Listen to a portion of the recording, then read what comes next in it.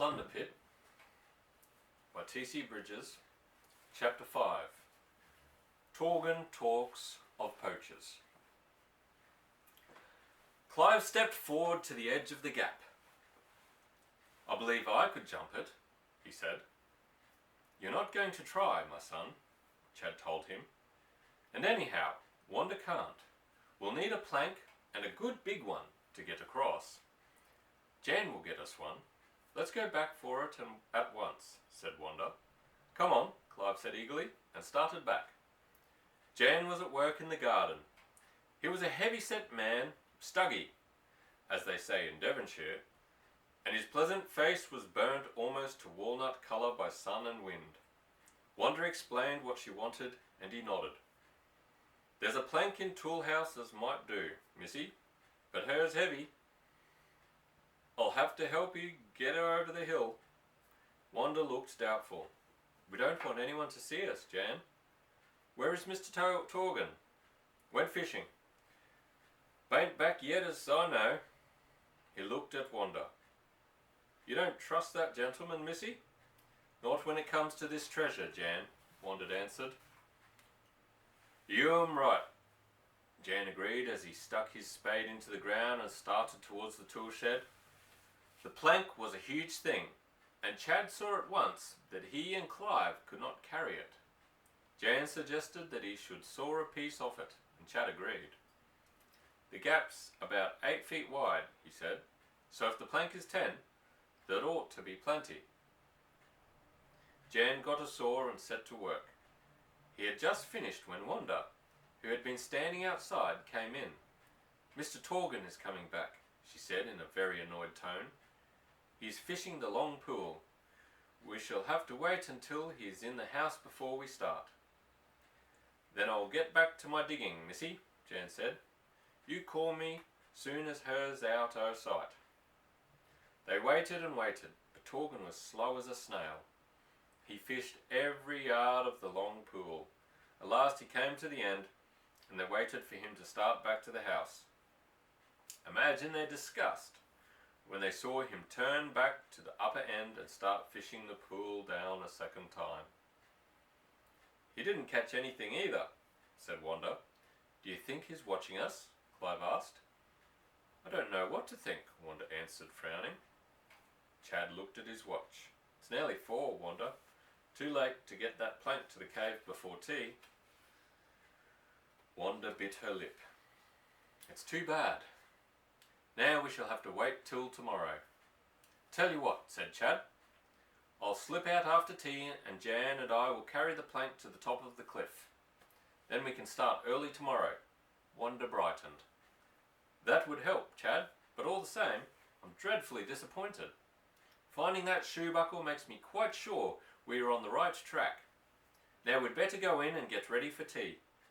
Tea was at 4:30, and Torgan was there as well as Major Garnett. "Hello, youngsters. What have you been up to?" Torgan cried jovially. "Picnicking," Wanda answered politely. "Where did you go?" continued Torgan. "Up on the hill," said Wanda vaguely.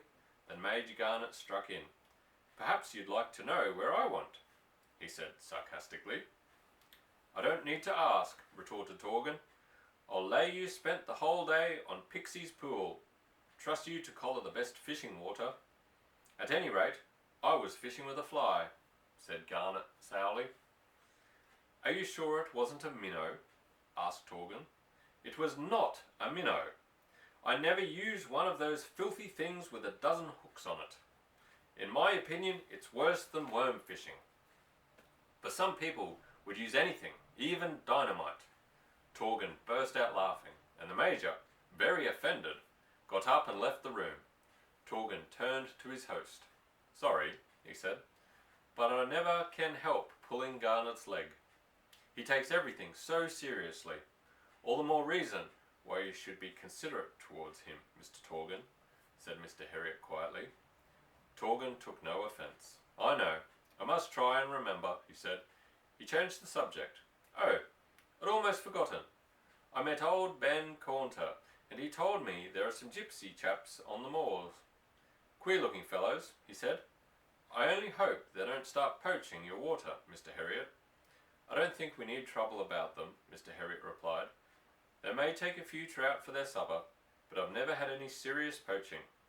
Certainly not dynamiting, he added with a smile. Torgan shrugged. Well, I thought I'd tell you, he said, and got up. I must put my rod away, he remarked, and went out. The others stayed and talked a while to Mr. Herriot, then Chad excused himself and went off to find Jan. The evening had turned dull and misty, and the two got the plank, carried it to the top of the hill, and hid it in a gorse clump. Do you think there's any truth in the treasure story, Jan? Chad asked, as they walked back. The master believes in none, Jan answered. You've got some old papers as tells the story. Aye, I wouldn't wonder if 'twere true, and I surely hopes you finds un. It would just about break the old gentleman's heart if he had to sell this here place. Bad as that, is it? Chad asked. It surely is. Things been going downhill terrible of late. If it weren't for these here paying guests, as they calls them, us couldn't get along at all. Do you think anyone else is on the track? Jan? Chad inquired. Jan's sharp eyes probed Chad's face. You am of the same opinion as Miss Wanda, I'm thinking. She does seem suspicious, said Chad, but she hasn't said much. Jan frowned. I don't know what to think, Mr. Chad. There's funny things going on. Folk walks about by night. I bain't easy in my mind. He stopped short. There be the Major. Best not say more. Voices do carry in this quiet air. Chad saw Major Garnet striding up the hill with a pipe in his mouth. Is it going to rain, Otter? He called out. More like fog, sir, said Jan, and Garnet came over and walked with them down to the house.